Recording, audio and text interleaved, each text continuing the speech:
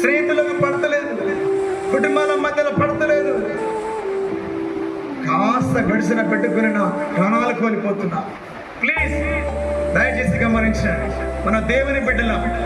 So ఏ విధంగానైనా మనకు కోపతాపాలు రావచ్చు.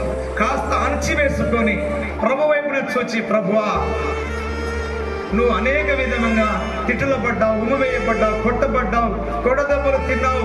ఆ మనసు, ప్రేమ, దయ, కనికరం ఎలా కలిగిందయ్యా ఇతరుల పైన? అటువంటి మనసు నాకు దయచేయి ప్రభు. నిన్ను కలిగి ఉంటే తప్ప అటువంటి మనసు నాకు రాదయ్యా. నాకు నేనే సహించలేను, నాకు నేనే ఓర్చుకోలేను, నాకు నేను నిలబడలేను. నేను మనిషి పుట్టికను పుట్టాను, నరరూపిగా వచ్చాను. నాలో ఉన్న రక్తము అన్ని విధంగా ఆలోచనలు కల్పితమైన మాటలను